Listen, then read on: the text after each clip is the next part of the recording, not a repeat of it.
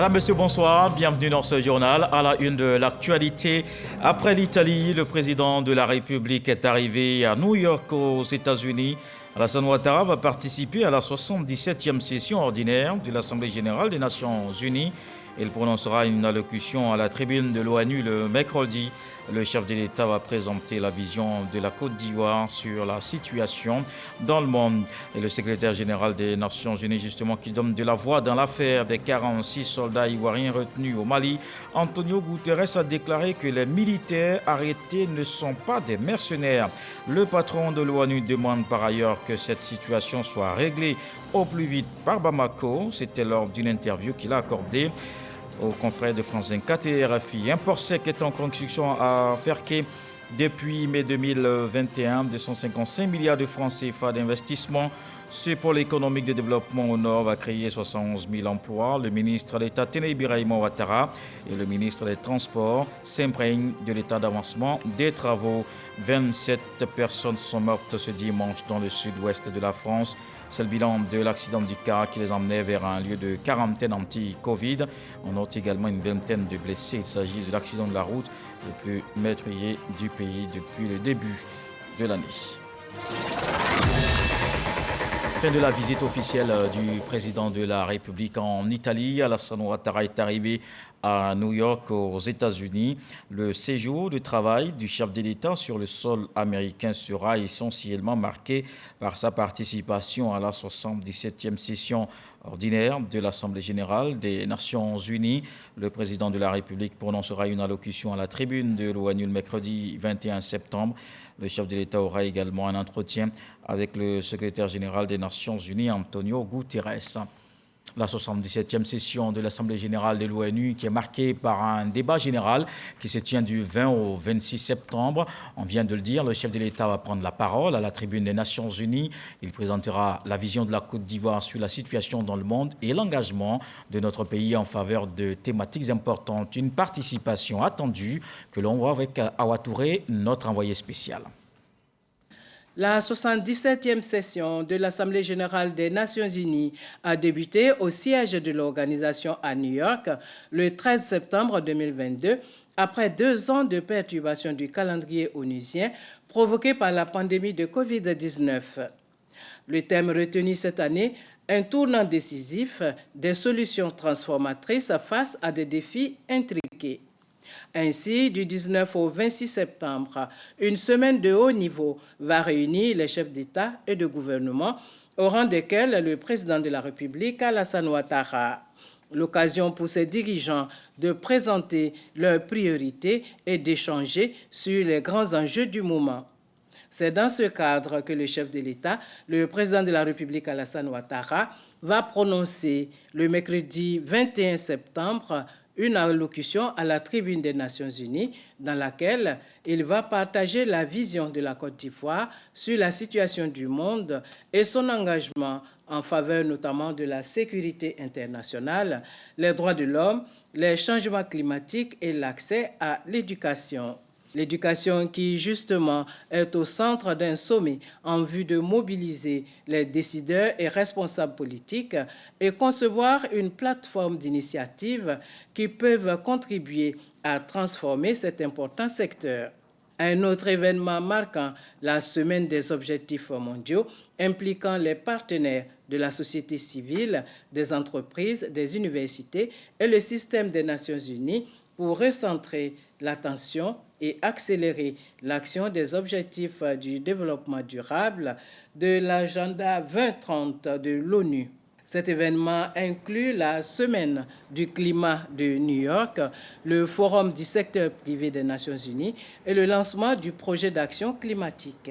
En marge de l'Assemblée générale de l'ONU, le président de la République, Alassane Ouattara, va prendre part à la 7e conférence de reconstitution des ressources du Fonds mondial de lutte contre le sida, la tuberculose et le paludisme, placé sous la présidence du président américain Joe Biden.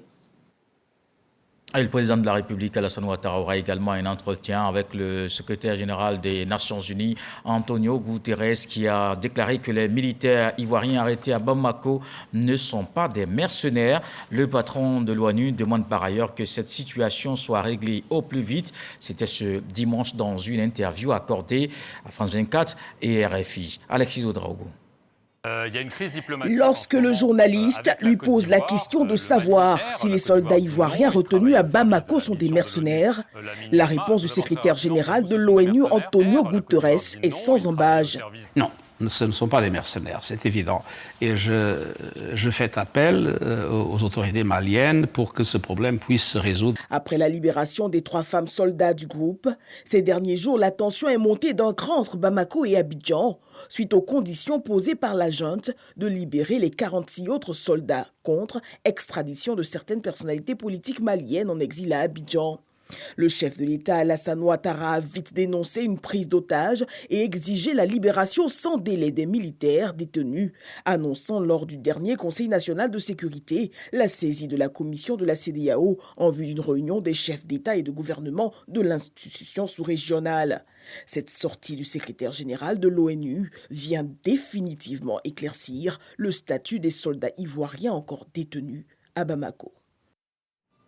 Et là-bas, à l'ONU à New York, il se tient le sommet sur la transformation de l'éducation au siège des Nations Unies. La seconde journée consacrée à la recherche de solutions pour atteindre les objectifs. La ministre Mariatou Koné a pris part à un panel organisé par la Côte d'Ivoire, le Maroc et l'UNESCO. Elle a ensuite participé à un panel intitulé, qui porte sur les enjeux internationaux en matière de formation. Mariatou Koné a partagé les recettes de la Côte d'Ivoire pour rendre le système éducatif ivoirien performant. Michel Digré suit ses travaux à New York. La Côte d'Ivoire, le Maroc et l'UNESCO sont à l'initiative de cette table ronde en marge des travaux du sommet sur la transformation de l'éducation.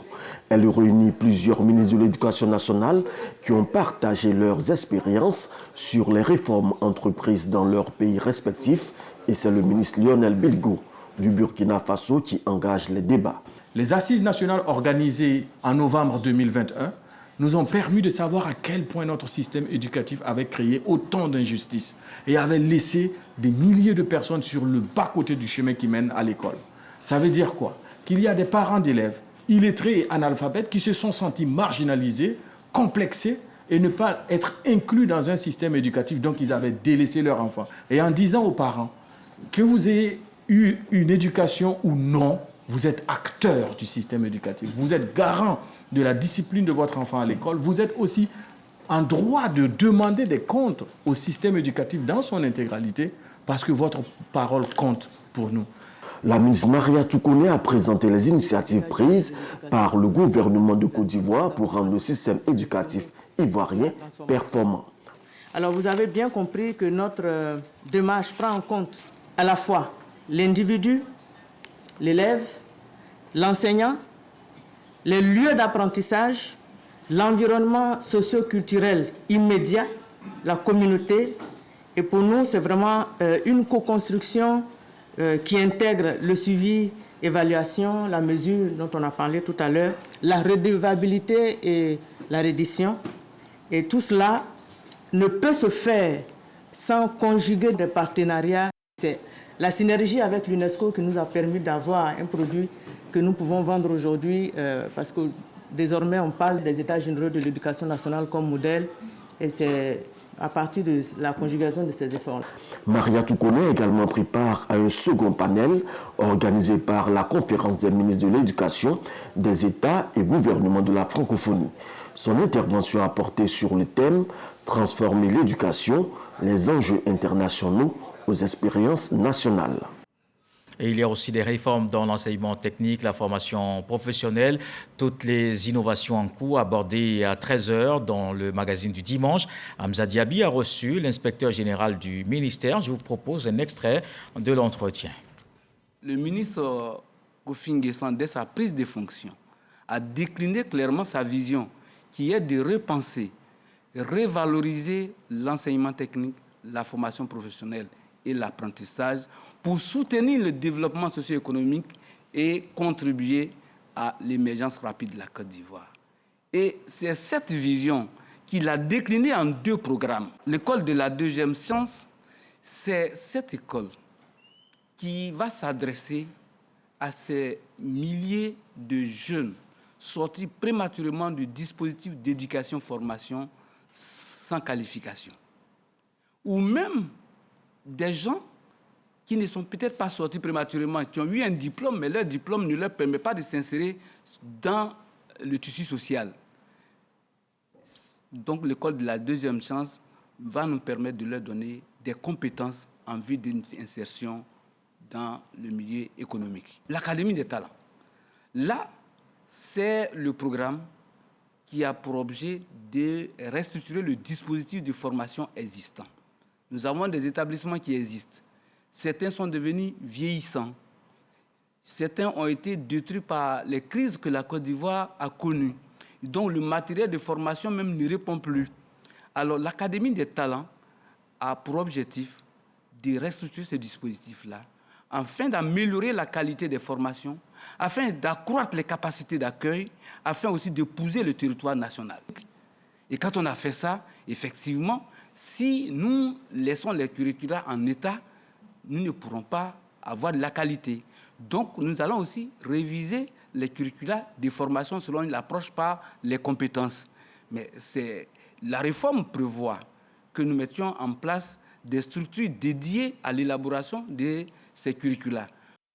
C'est un pôle économique de développement qui sort de terre au nord de la Côte d'Ivoire. Le 21 mai 2021, les travaux du port Cercle du Ferquet démarraient. Un investissement de 255 milliards de francs CFA. Il permettra la création de 71 000 emplois. Ce week-end, le ministre d'État Téné Birahima Ouattara et le ministre des Transports Amadou Koné sont allés s'imprégner de l'état d'avancement de ce projet très attendu. Kader Sogodougou. Port Sec de Ferquet-Sédougou. 732 hectares, environ 300 milliards de francs CFA d'investissement. C'est pour s'imprégner de l'état d'avancement du projet que le ministre Amadou Koné est sur le site en compagnie du ministre d'État, ministre de la Défense Téné Birahima Ouattara, président du conseil régional du Tchologo. Dans sa phase de construction, le projet est scindé en 2. Lot 1, des travaux d'aménagement du site avec construction de la plateforme multimodale et du dépôt d'hydrocarbures. Lot 2, la construction du marché à bétail et de l'abattoir. Des personnes ont été affectées par la réalisation du projet. Leur réinstallation est en cours de finition. On parle ici de 200 villas, une école primaire, un centre de santé avec infirmerie et maternité, un foyer polyvalent, de l'eau et la fourniture d'électricité.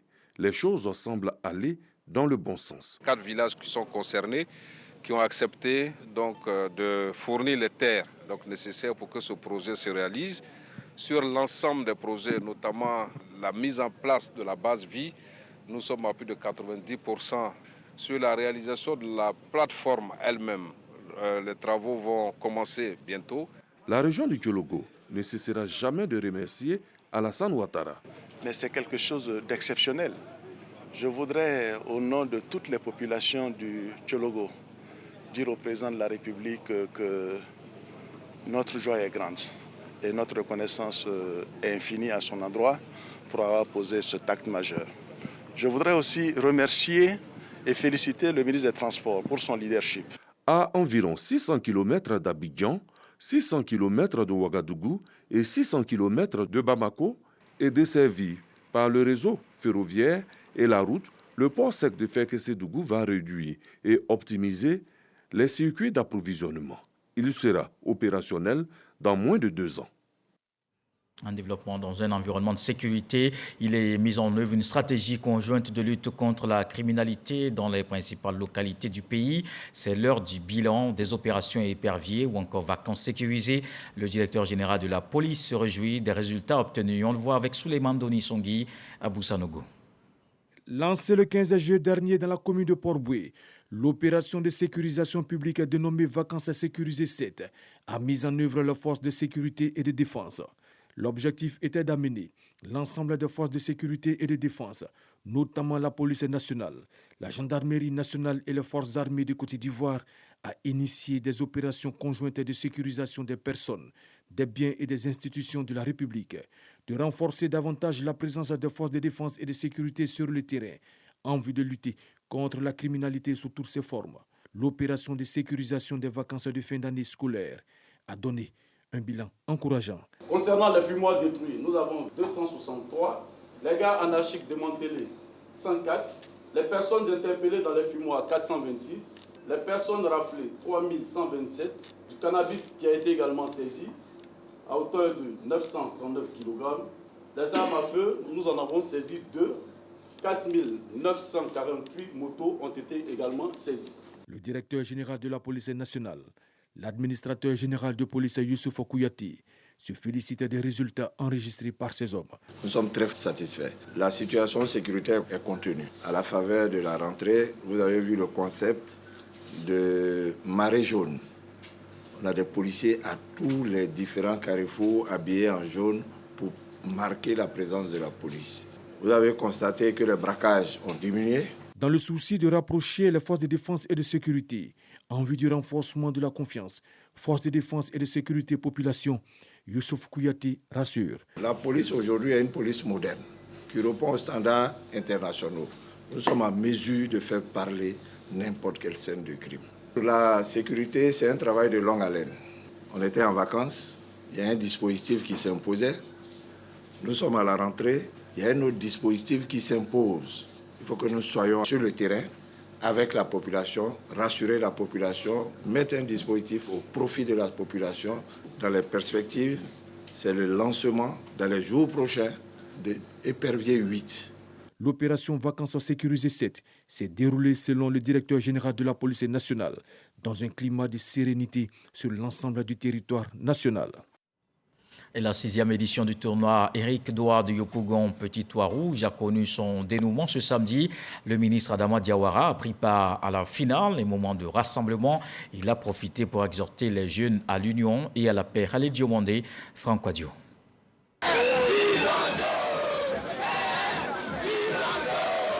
Apothéose de la 6e édition du tournoi Éric Doa de Yopougon Petit Toit Rouge.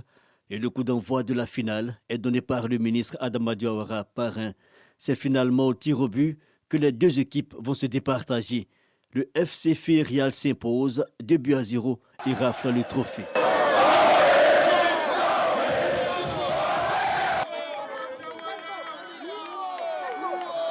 Avec un grand plaisir, une grande joie que nous venons de remporter ce trophée. Nous remercions le ministre Diawara de ce qu'il fait pour la jeunesse. Je suis très fier d'être meilleur joueur de cette compétition. Je me suis bien amusé pendant ce tournoi. Merci au ministre Adama Diawara. Avoir le ministre Diawara à nos côtés, ça nous donne du plaisir et de l'espoir. Nous pouvons rassurer le ministre qu'ici il y a la paix et qu'à chaque fois qu'il viendra ici, il constatera que tout se passe bien. Le ministre Adama Diawara dit, à travers le parrainage de ce tournoi estival, vouloir faire du vivre ensemble et de la paix les valeurs partagées par les jeunes de Yopougon. J'ai accepté de parrainer ce tournoi-là simplement parce que le football est un puissant facteur de cohésion sociale. Il y a eu un esprit de fair play qui a prévalu durant toute la rencontre et je suis heureux de constater cela. C'est un message de paix, de cohésion sociale, de vivre ensemble. En tant que ministre du secteur éducation-formation, j'ajouterai donc que les vacances sont terminées. Maintenant, place aux études. Le vainqueur de la compétition repartit avec une enveloppe d'1 300 000 francs CFA et des jeux de maillot. L'équipe finaliste a également été gratifiée du jeu de maillot et de la somme de 700 000 francs CFA. Dans le nord du pays, les vacances étaient aux couleurs de l'initiation au numérique, le sport et les jeux ludiques à Korogo. Le ministre de la Communication a présidé les différentes cérémonies de fin de vacances scolaires. Amadou Koulibaly exhorte les jeunes à saisir les opportunités qu'offre l'agence emploi jeunes pour leur insertion socio-professionnelle. Le reportage de Charles Tatou. Les jeunes de Korogo ont passé une période de vacances pleine et instructive. Vacances scolaires marquées par les activités d'un projet dénommé Vacances numériques ou Vacances des rêves. À l'actif du ministre de la Communication et de l'économie numérique, Amadou Koulibaly, cadre de la région du Poro. Le projet a permis l'initiation et le renforcement des capacités des élèves, des travailleurs, des commerçants et toute personne novice ou ayant des petites notions primaire au numérique. Je suis agrophysiologiste de formation, j'ai travaillé sur le sorgho. On avait l'habitude de poser nos différents produits sur le marché local. Mais avec la création de sites internet, on peut un peu, comme on appelle ça déjà, étendre nos différentes productions. On remercie d'abord le ministre Ams Koulibaly pour cette opportunité parce que ça nous a permis d'occuper nos vacances à travers les formations qu'on a apprises en marketing digital, comment créer un site internet. Ça nous a permis encore de se perfectionner. Les activités du projet ont connu 2 phases. La première a concerné les lauréats de la 11e édition de la Journée de l'excellence et du mérite du Poro. La deuxième a été au profit de 300 jeunes leaders d'associations incidentines et d'entrepreneurs qui, eux, à leur tour, seront des formateurs. Le ministre Amadou Koulibaly, initiateur du projet, dévoile sa vision. Le numérique doit nous permettre de faire des bons.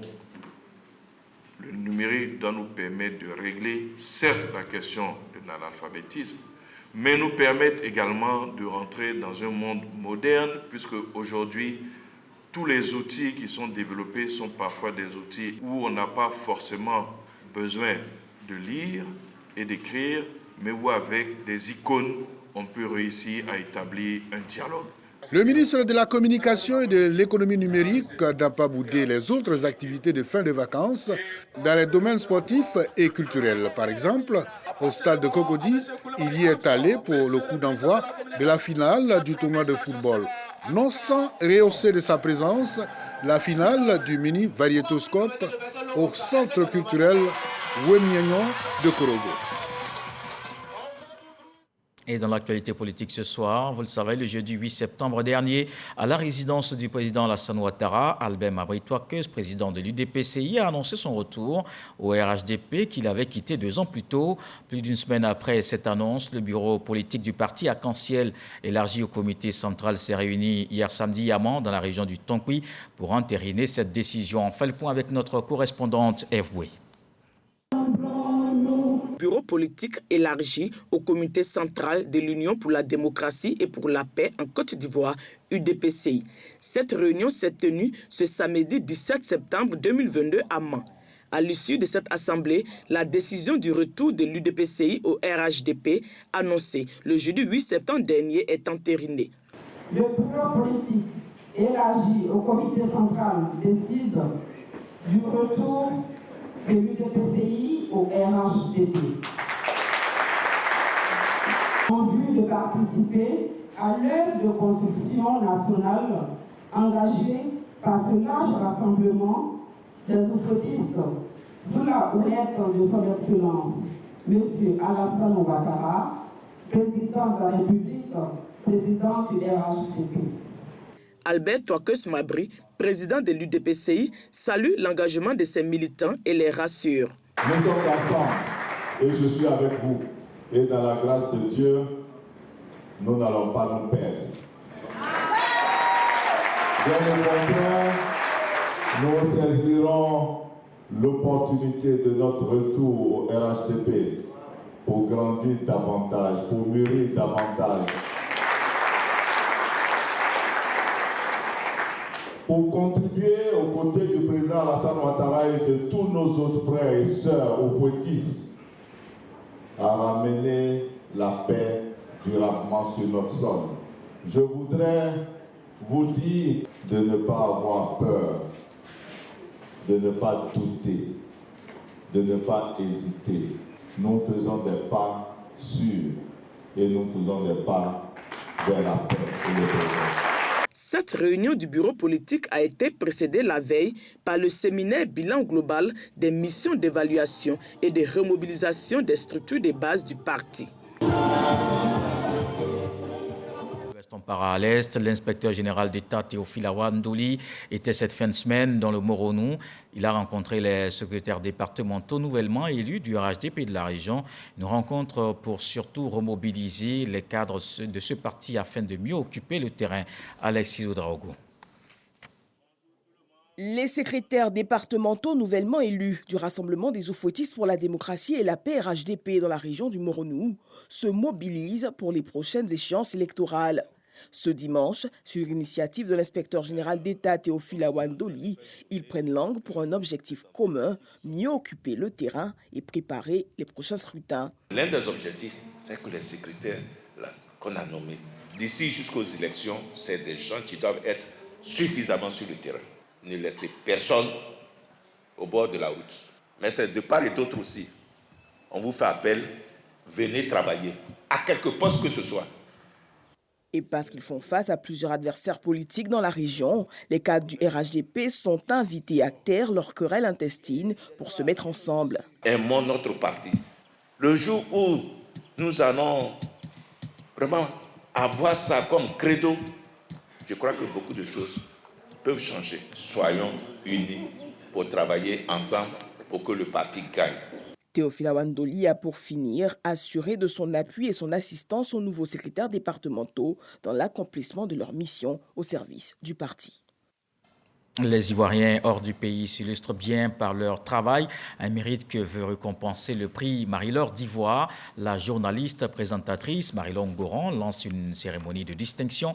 L'initiative permet de les soutenir et les encourager à continuer de faire rayonner davantage la Côte d'Ivoire dans leur pays d'accueil. Patricia Omouitia.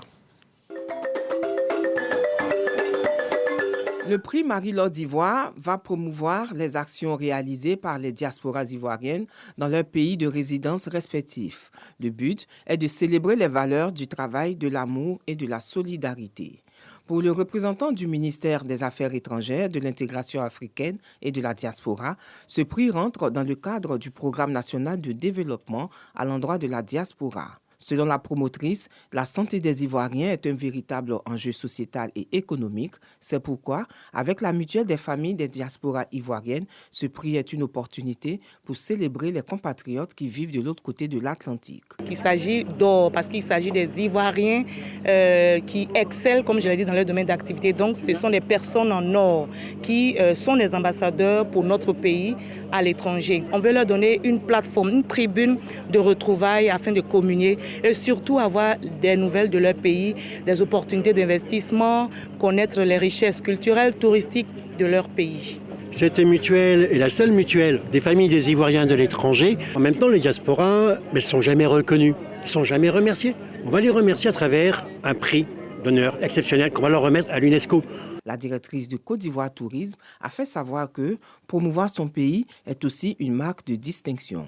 Il est important pour nous de travailler avec les Marie-Laure d'Ivoire et la mutuelle, faire en sorte que ce soit une opportunité pour l'Office et aussi une opportunité pour la diaspora, une porte d'entrée en termes d'investissement touristique sur la Côte d'Ivoire.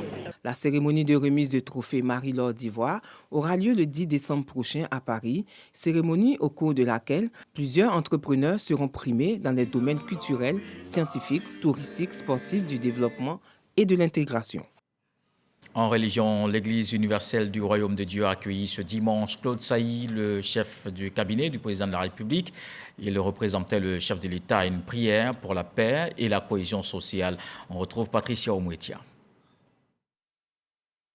La cérémonie a débuté par une prière en faveur de la paix et de la cohésion sociale, officiée par l'évêque Victor Da Silva, responsable national de l'Église universelle du Royaume de Dieu. Il a exhorté ses fidèles à cultiver la paix en tout lieu.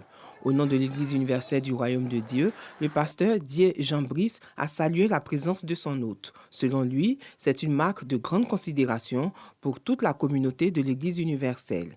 Claude Sailly a pour sa part remercié l'Église universelle pour les prières qu'elle fait sans cesse pour la Côte d'Ivoire, le président Alassane Ouattara et le gouvernement. Nous prions pour tous ceux qui ont besoin, n'est-ce pas? Nous prions pour la paix en Côte d'Ivoire, l'union. Le travail de l'Église, c'est ça. Nous avons appris que c'est à travers la pratique de la parole que les choses se réalisent. C'est l'union d'Afrique, de l'Église universelle en Afrique. Et ça montre le travail que l'Église a fait pendant les 45 ans que nous avons.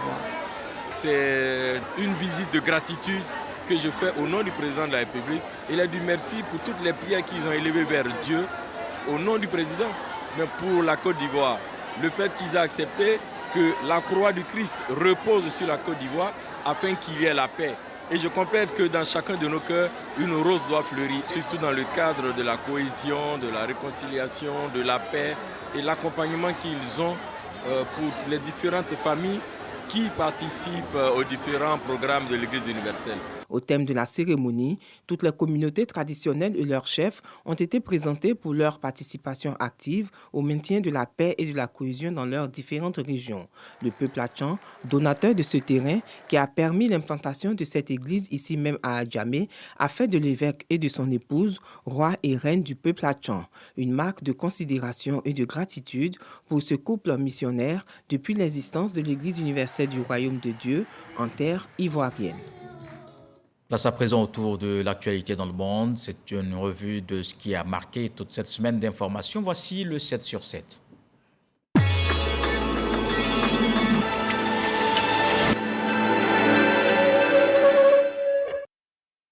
Le président de la transition du Burkina Faso, le lieutenant-colonel Paul-Henri Damiba, a limogé son ministre de la Défense et le remplace lui-même à ce poste. Un mini-remaniement qui intervient après une série d'attaques djihadistes meurtrières. William Ruto a promis de travailler avec tous les Kenyans lors de son investiture en tant que président de la République. Le nouveau chef de l'État a prêté serment devant 60 000 personnes, dont une vingtaine de chefs d'État et de gouvernement. Notons que la Cour suprême a confirmé le 5 septembre dernier sa victoire avec environ 233 000 voix d'avance sur Raila Odinga. 10 personnes ont été tuées dans 2 frappes aériennes sur la capitale de la région dissidente du Tigré. Les rebelles tigréens ont aussitôt accusé Addis Abeba de les avoir perpétrées. Dans la journée, le gouvernement éthiopien a assuré qu'il restait engagé dans les pourparlers de paix de l'Union africaine, auxquels les rebelles se disent prêts à participer. Au moins 7 personnes ont été tuées et 16 autres grièvement brûlées dans l'explosion d'un camion-citerne chargé de carburant. L'accident s'est produit sur la route nationale 1 à hauteur du village de Mwamba, à 120 km de Kinshasa. Un réseau de criminels qui utilisait des avions privés dans le trafic de migrants a été démantelé. Il est accusé de trafic d'êtres humains, fraude documentaire et blanchiment d'argent. 5 suspects ont été arrêtés en Belgique, en Italie et 2 avions ont également été saisis. Les migrants, principalement irakiens et iraniens, sont montés à bord d'avions privés en Turquie munis de faux passeports diplomatiques. Le président Macky Sall a nommé un nouveau Premier ministre au Sénégal, poste qu'il avait supprimé en 2019 puis rétabli en décembre 2021. Amadou Ba, ancien ministre du chef de l'État, a été nommé par décret présidentiel. Confronté à la hausse des prix, le nouveau chef du gouvernement aura pour mission de mener de larges concertations et de prendre de nouvelles mesures sur le plan social. 27 personnes sont mortes dans un accident de bus dans le sud-ouest de la Chine.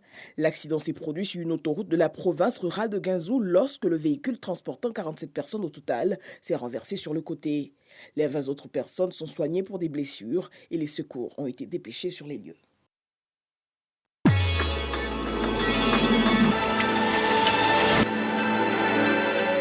C'était le 7 sur 7 avec Angela Diallo et Alexis Ouedraogo. Voilà qui met un terme à ce journal. Merci d'avoir suivi. L'actualité se poursuit à 23h. On se quitte avec ce que dit le sage ce soir. Celui qui ne supporte pas la fumée ne verra pas le feu. Je vous souhaite une fructueuse semaine.